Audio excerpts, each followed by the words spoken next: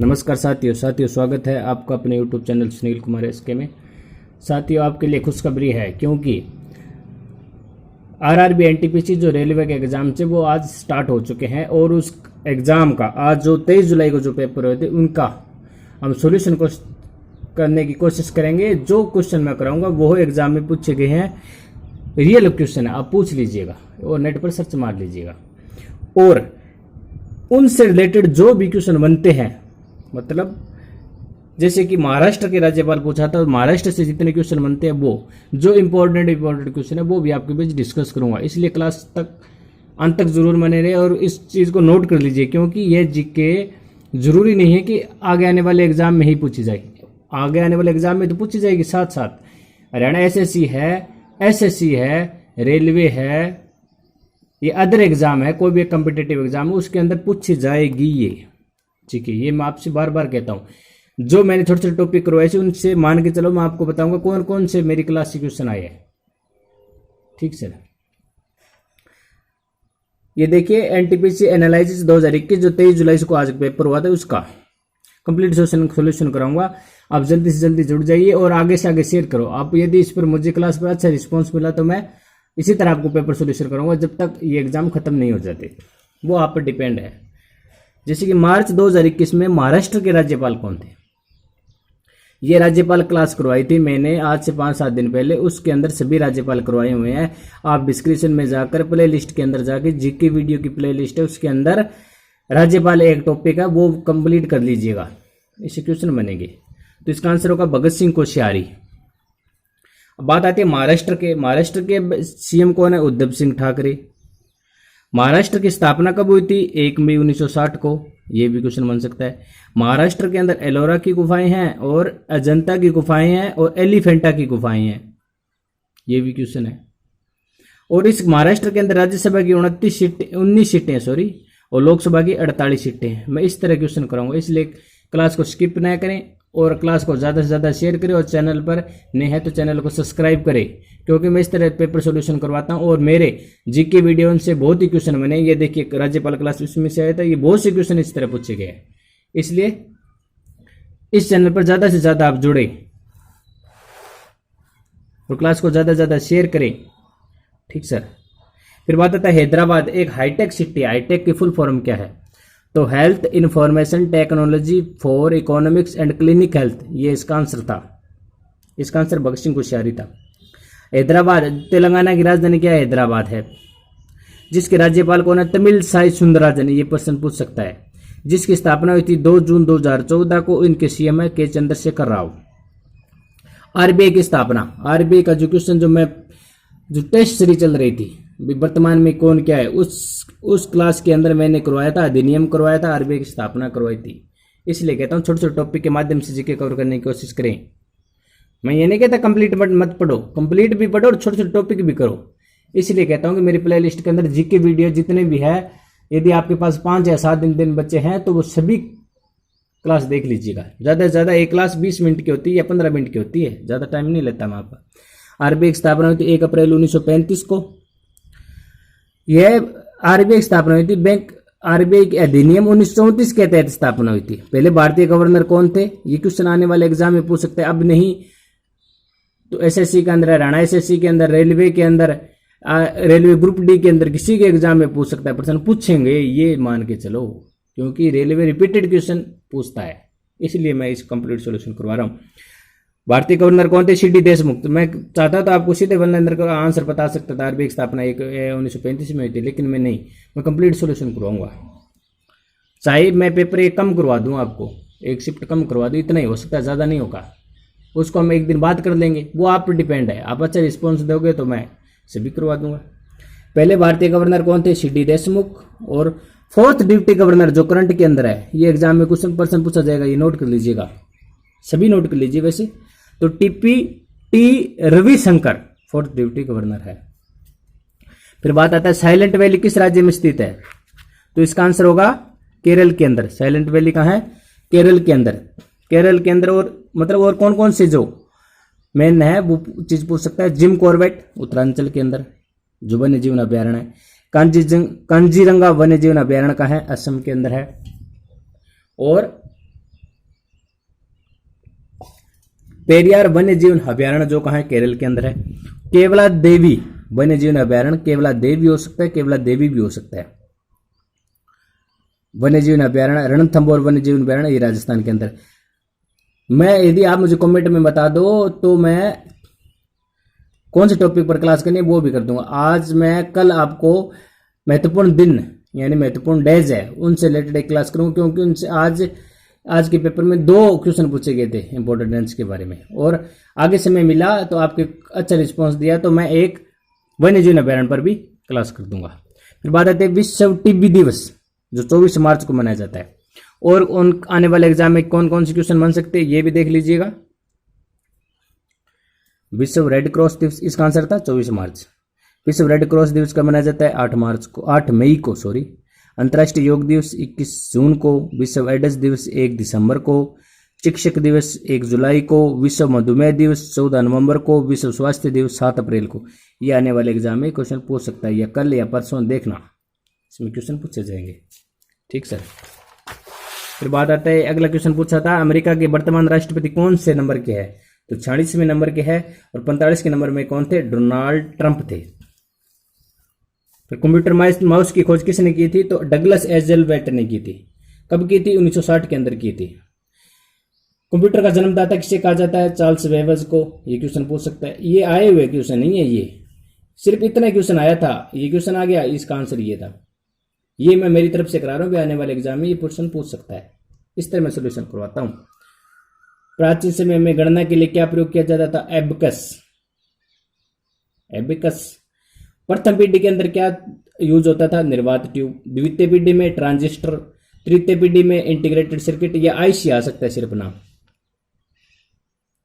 Integrated circuit, ये भी option में आ सकता है। चतुर्थ पीढ़ी माइक्रो प्रोसेसर, और 5वीं पीढ़ी में ऑप्टिकल डिस्क प्रयोग किया गया था। 5वीं पीढ़ी के अंदर ही ईमेल और WWW का विकास हुआ था।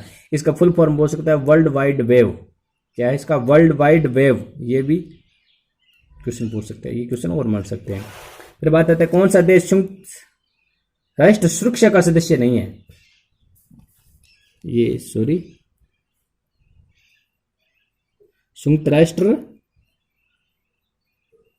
सुरक्षा का सदस्य नहीं है। इसमें कुल 15 सदस्य होते हैं संयुक्त राष्ट्र सुरक्षा में। इसके अंदर 5 स्थायी होते हैं और 10 अस्थायी होते हैं। ठीक है, 5 स्थायी कौन कौन से होते हैं, चीन, इसमें देख लीजिएगा कौन सा ऑप्शन में नहीं था, चीन था, फ्रांस है, रूस है, ब्रिटेन है, अमेरिका। मैं इस प्रकार से क्वेश्चन करवा रहा हूँ, जिसका एग्जाम हो गया तो वो हो गया। आगे आने वाले स्टूडेंट्स को जिसका एग्जाम है वो इसमें किसी प्रकार की परेशानी न हो, इसलिए मैं इस तरह करा रहा हूँ। चीन, फ्रांस, रूस, ब्रिटेन, अमेरिका। अब तो इसको रट लीजिएगा, किसी तरह रटो, पानी के साथ रटो, किसी के साथ रटो इसको बस। राजस्थान में ऊंट मेला कहाँ लगता है, तो पुष्कर मेला अजमेर के अंदर। अजमेर के अंदर एक दरगाह, अजमेर शरीफ की दरगाह भी है, जिसका निर्माण करवाया था सुल्तान गयासुद्दीन ने।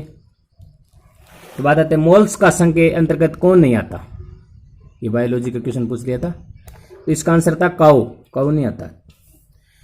मोल्स का संघ की क्या निशानी होती है, इसका रक्त नीला होता है। इसके अंदर कौन कौन से आता है, ऑक्टोपस, ये शब्द है, ये इंग्लिश के अंदर है। इंग्लिश को हिंदी के अंदर भी लिख कर दे सकता है, जिस प्रकार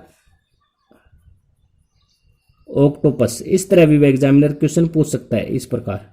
इसके 8 पैर थे।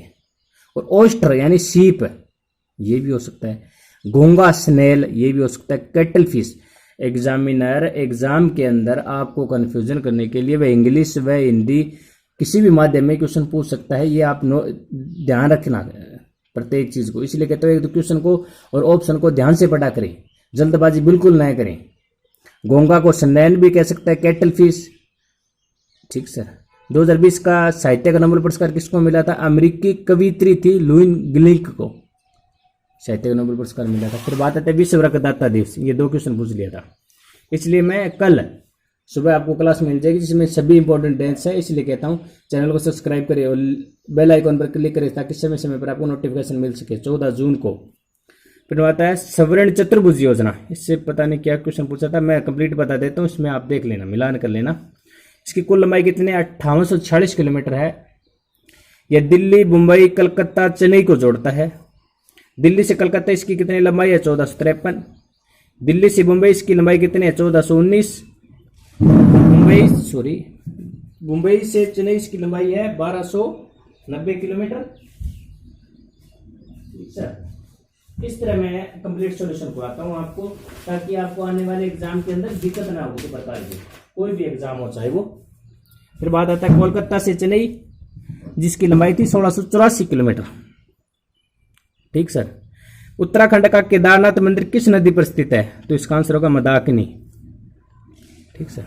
फिर पूछ लेते मुगल वंश। मुगल वंश का भी मैंने पहले एक क्लास की थी, उसके अंदर मैंने मुगल वंश के बारे में बताया था, इसलिए कहता हूं मेरे छोटे छोटे टॉपिक का वो जरूर करें। इसके अंदर मैं आपको और क्वेश्चन बन सकते हैं, वो भी देख लीजिएगा। मैंने कल ही क्लास की थी, तो उसके अंदर क्या था, इसके मतलब आज क्लास की थी सुबह, तो इसमें इंपॉर्टेंट स्थल, उनका स्थान, उनके निर्माता से रिलेटेड जो क्लास की थी, उसके अंदर मैंने कंप्लीट इस तरह सॉल्यूशन करवाया था। उसके अंदर मैंने हुमायूं के बारे में बताया था, जहांगीर के बारे में बताया था, शाहजहां के बारे में बताया था, बाबर के बारे में बताया था। आज सुबह ही क्लास की थी, इसलिए कहता हूं मेरे प्लेलिस्ट के अंदर जाकर सभी क्लासेस जरूर देखिए। उसके बाद चैनल को सब्सक्राइब कर दीजिएगा। क्लासेस देखने के बाद भी किस तरह एग्जामिनर क्वेश्चन पूछता है, मैं इस पर डिस्कस करता हूँ प्रत्येक क्लास के अंदर, आपकी रिक्वेस्ट करता हूँ। बाबर मुगल वंश की स्थापना की थी 1526-1530 इसका कार्यकाल है। हुमायूं 1530-1556 में कार्यकाल है। अकबर 1556 से 1605 कार्यकाल रहा है। जहांगीर का 1605 से 1627, शाहजहां का 1627 से 1657, औरंगजेब का 1658 से 1707। ठीक सर। इसको एक ट्रिक से भी याद कर सकते हो, जैसे बादशाह, जैसे बी का बन गया बाबर, एच का बन गया हुमायूं, ए से बन गया अकबर,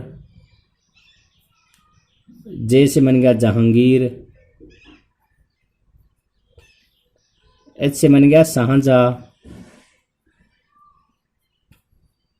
और ए से बन गया औरंगजेब। ठीक सर। बादशाह, ट्रिक का क्या नाम है? बादशाह। ये मैंने क्लास की थी, उसके अंदर आया था बादशाह।